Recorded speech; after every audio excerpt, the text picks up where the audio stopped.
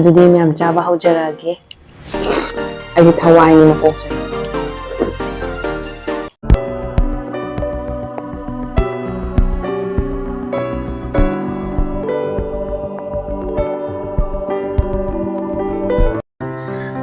ꯑꯍꯥꯟꯕꯗ ꯃꯌꯥꯝꯕꯨ ꯏꯀꯣꯡꯂꯣꯟꯅ ꯈꯨꯔꯨꯝꯖꯔꯤ ꯃꯌꯥꯝ ꯉꯁꯤꯗꯤ ꯏꯂꯤꯁꯥꯒ ꯄꯥꯟꯒ ꯊꯣꯡꯕ ꯑꯣꯏꯅ ꯆꯥꯖꯔꯛꯀꯦ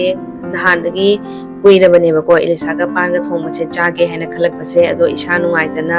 ꯈꯔꯅꯤ ꯂꯩꯔꯨꯔꯦ ꯑꯗꯨꯗꯨꯅ ꯏꯂꯤꯁꯥꯒ ꯄꯥꯟꯒꯁꯦ ꯊꯣꯡꯕ ꯉꯝꯃꯛꯇ꯭ꯔꯦꯕꯀꯣ ꯄꯥꯟꯁꯤꯅ ꯃꯌꯥꯝ ꯄꯥꯟꯁꯦ ꯅꯧꯅ ꯊꯣꯛꯏꯉꯩ ꯀꯥꯟꯗ ꯏꯄꯥꯝꯗꯒꯤ ꯄꯄꯥꯅ ꯄꯨꯕꯤꯔꯛꯑꯝꯕꯅꯦ ꯑꯗꯣ ꯑꯩꯒꯤ ꯚꯤꯗꯤꯑꯣꯁꯦ khara kuina layraga laani ko ai isa angkamu isa se ngamaktabadagi video kari kara editing tawba khotpa se ngamaktabadagi ko asigi video se ai thangat pangam gidabane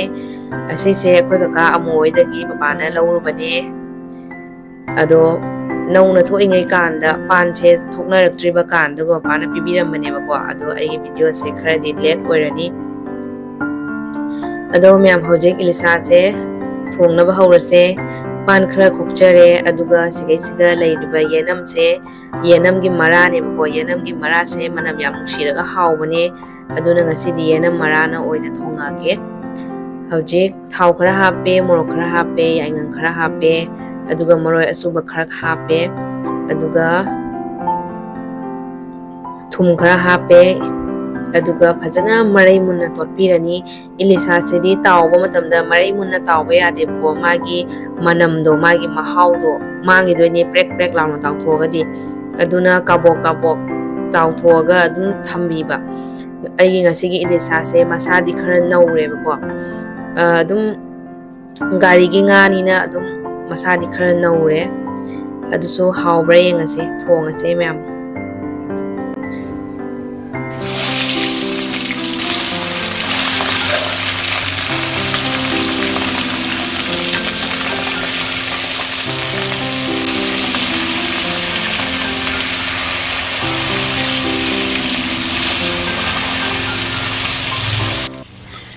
Elisha se mamang maning thok thok ondok piraga machu khara khara olae haiba kanduga thamdabiba natradi amuk Elisha gi mahau se mangi doine yam henjanna munjanna prek prek lawna tawraga diko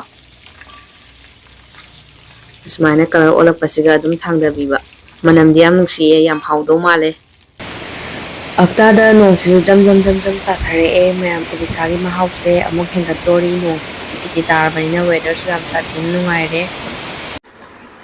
mayam nga su baja tawba loijare aduga thawsiga khara hap mayam ngasidi sok tawbase yanam marana hekta tawjarage yanam mara se manam nushiraga yam sathina hawbane bako ado toksu siga tok amta sudokhige aduga yanam maraga methi passport smain tawraga jairaga pan ga thongage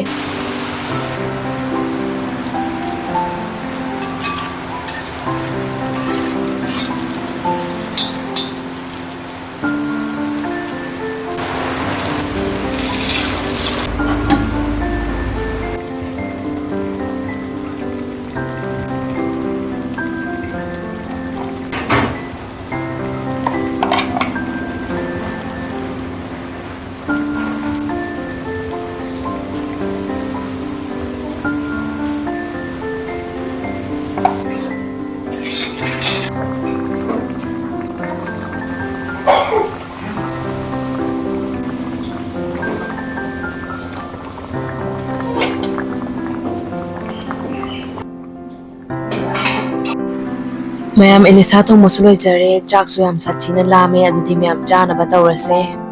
mayam adudi chaba hojarage Elisha ga pan thongba se handaki ahanba oidoine ado pan sina ipamdagi papana nahanong mama pupirakpani aduga Elisha sina inyembok na ngasai ok thongan do yon bala ebako aduga lahobani adudi mayam chaba hojarage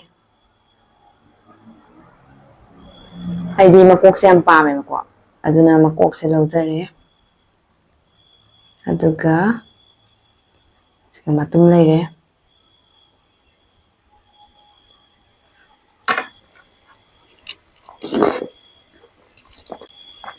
pan se da chagi pan se di mulloi dry na khanbane ko odo yam sathina mullamme pan se ꯃꯨꯟꯗꯕꯤ ꯄꯥꯟꯁꯨ ꯂꯩꯕꯅꯦꯕꯀꯣ ꯑꯩꯗꯤ ꯃꯨꯜꯂꯣꯏꯗ ꯃꯥꯅꯦꯅ ꯈꯜꯂꯨꯕ ꯌꯥꯝ ꯁꯥꯊꯤꯅ ꯃꯨꯟꯕꯤ ꯑꯣꯏꯔꯝꯃꯦ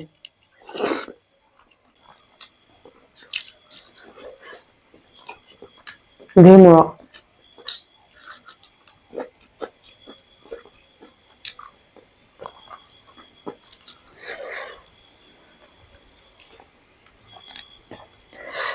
ꯘꯤ ꯃꯣꯔꯣꯛꯁꯦ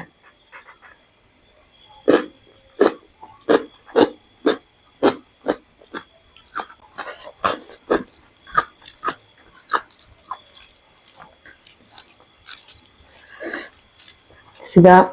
ꯊꯕꯤꯅꯦ ꯇꯤꯜꯍꯧꯅꯦ salad ꯑꯃ ꯂꯩꯔꯦ ꯃꯆꯤꯗ ꯁꯤꯗ ꯂꯦꯕꯨ ꯑꯃ ꯂꯩꯔꯦ ꯘꯤ ꯃꯣꯔꯣꯛ ꯑꯅꯤ ꯈꯛꯀ ꯂꯧꯊꯣꯔꯛꯄꯅꯦ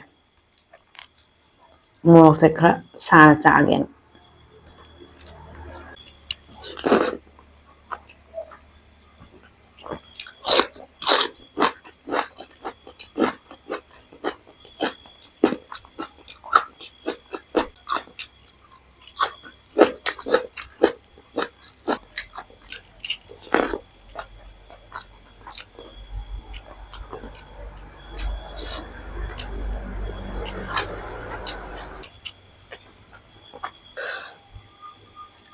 ꯄꯥꯟꯁꯦ ꯑꯝꯇ ꯆꯥꯒꯦ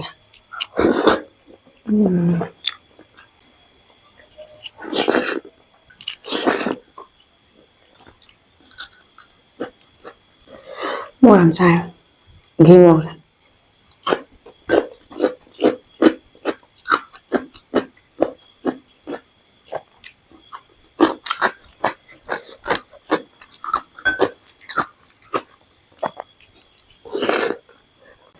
ꯄꯥꯟꯅꯤꯅ ꯆꯥꯛꯀꯁꯦ ꯁꯥꯏꯗꯁꯨ ꯌꯥꯔꯦ ꯀꯨꯠ ꯀꯨꯠ ꯌꯣꯠꯄ ꯌꯥꯔꯦ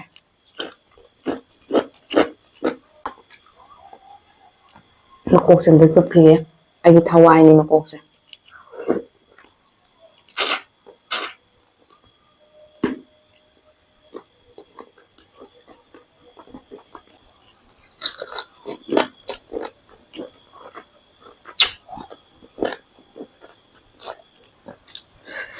ꯃꯀꯣꯛ ꯑꯃꯒ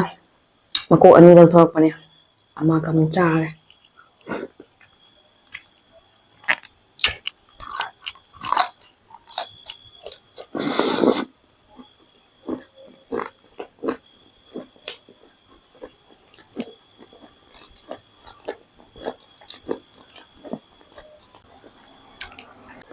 ꯏꯂꯤꯁꯥꯒꯤ ꯃꯍꯥꯎꯗꯤ ꯃꯀꯣꯛꯇ ꯂꯩꯔꯦ ꯃꯌꯥꯝ ꯌꯥꯝ ꯁꯥꯊꯤꯅ ꯍꯥꯎꯋꯦ ꯃꯀꯣꯛꯁꯦ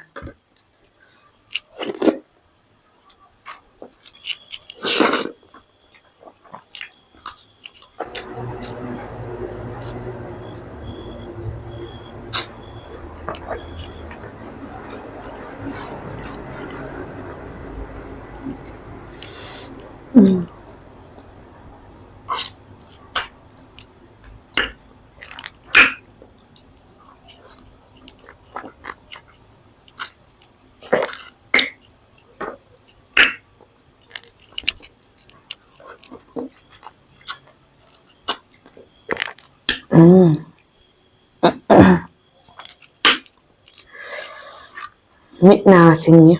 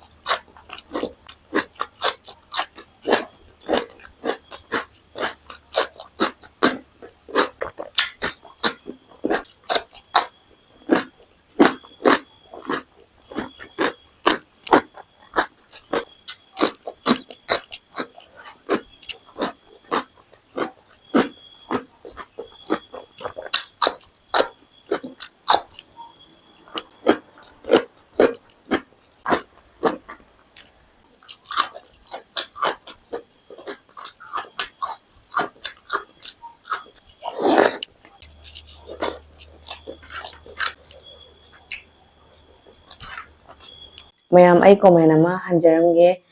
ꯌꯥꯔꯒꯗꯤ ꯑꯩ ꯁ꯭ꯋꯥꯏꯁꯤꯗ ꯁ꯭ꯀ꯭ꯔꯤꯟꯗ ꯊꯣꯛꯍꯟꯖꯔꯝꯒꯦꯕꯀꯣ ꯀꯣꯃꯦꯟꯗ ꯍꯥꯏꯔꯛꯄꯗꯣ ꯄꯄꯥ ꯃꯃꯥ ꯏꯄꯥꯝꯗꯒꯤ ꯄꯄꯥ ꯃꯃꯥ ꯄꯤꯖ ꯄꯤꯊꯛ ꯂꯥꯛꯄꯒꯤ ꯑꯩꯅ ꯁꯣꯔꯠ ꯚꯤꯗꯤꯑꯣ ꯑꯃ ꯊꯥꯡꯒꯠꯂꯦꯕꯀꯣ ꯁꯣꯔꯠꯇ ꯊꯥꯡꯒꯠꯂꯦꯕ ꯑꯗꯨꯒ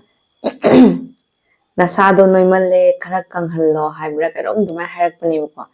ꯑꯗꯣ ꯁꯥꯎꯅꯤꯡꯕꯗꯤ ꯂꯥꯏꯔꯅ ꯅꯣꯛꯅꯤꯡꯉꯦꯕꯀꯣ ꯀꯩꯒꯤꯅꯣ ꯍꯥꯏꯕꯗꯤ ꯑꯗꯨꯝ ꯄꯄꯥ ꯃꯃꯥ ꯍꯣꯏꯅ ꯄꯤꯖ ꯄꯤꯊꯛ ꯂꯥꯛꯄꯩ ꯑꯗꯨꯋꯥꯏꯗꯨꯒ ꯑꯩ ꯄ꯭ꯔꯦꯒꯅꯦꯟ ꯑꯣꯏꯔꯤꯅꯦꯕꯀꯣ ꯑꯩꯁꯦ ꯄ꯭ꯔꯦꯒꯅꯦꯟ ꯑꯣꯏꯕ ꯍꯥꯏꯁꯦ ꯍꯥꯏꯕꯗꯤ ꯑꯉꯥꯡꯁꯨ ꯄꯨꯛ ꯃꯅꯨꯡꯗ ꯌꯥꯎꯔꯤꯕꯅꯤꯅ ꯏꯁꯥꯗꯣ ꯅꯣꯏꯗꯣꯏꯅꯦꯕꯀꯣ ꯑꯗꯣ ꯑꯗꯨꯀꯥꯟꯗꯨꯒ ꯅꯣꯏꯃꯜꯂꯦ ꯅꯌꯥꯡ ꯈꯔ ꯀꯪꯍꯜꯂꯣ ꯍꯥꯏꯅ ꯍꯥꯏꯔꯛꯄꯗꯣ ꯑꯗꯨꯝ ꯅꯣꯛꯅꯤꯡꯕ ꯍꯥꯏꯕ ꯇꯥꯔꯦ ꯍꯧꯖꯤꯛ ꯅꯣꯏ ꯀꯪꯍꯜꯂꯣ ꯍꯥꯏꯗꯤ ꯑꯩ ꯀꯩꯁꯨꯝ ꯁꯥꯎꯁꯨ ꯁꯥꯎꯔꯣꯏ ꯀꯩꯁꯨꯝ ꯈꯜꯂꯣꯏꯕꯀꯣ ꯍꯥꯏꯗꯤ ꯃꯤꯅ ꯄꯄꯥ ꯃꯃꯥ ꯍꯣꯏ ꯄꯤꯖ ꯄꯤꯊꯛ ꯂꯥꯛꯄꯒꯤ ꯃꯇꯥꯡ ꯑꯩꯒꯤ ꯄ꯭ꯔꯦꯒꯅꯦꯟꯁꯤ ꯑꯣꯏꯕꯒꯤ ꯃꯇꯥꯡꯗꯨꯒ ꯅꯁꯥꯗꯣ ꯌꯥꯝ ꯅꯣꯏꯃꯜꯂꯦ ꯃꯌꯥꯡ ꯈꯔ ꯀꯪꯍꯜꯂꯣꯅ ꯍꯥꯏꯔꯛꯄꯗꯨꯗꯤ ꯍꯥꯏꯗꯤ ꯀꯩꯁꯨꯝ ꯈꯪꯗꯕꯤꯗ ꯕ꯭ꯂꯥꯏꯟꯗ ꯑꯗꯨꯝ ꯏꯁꯟꯈ꯭ꯔꯕ ꯈꯪꯗꯦꯅ ꯈꯜꯂꯤꯕ ꯑꯩꯅ ꯁꯤ ꯍꯥꯏꯔꯒ ꯃꯌꯥꯝ ꯂꯣꯏꯁꯤꯜꯂꯒꯦ ꯑꯩ ꯉꯁꯤꯒꯤꯗꯤ ꯀꯥꯏꯅꯔꯁꯦ ꯕꯥꯏ ꯕꯥꯏ ꯇꯦꯛ ꯀꯦꯌꯔ ꯃꯌꯥꯝꯅ ꯑꯩꯒꯤ ꯆꯦꯅꯦꯜꯁꯤꯕꯨ ꯅꯨꯡꯁꯤꯕꯤꯗꯨꯅ ꯂꯥꯏꯛ ꯁꯤꯌꯔ ꯁꯕꯁꯀ꯭ꯔꯥꯏꯕ ꯇꯧꯕꯤꯔꯝꯃꯣ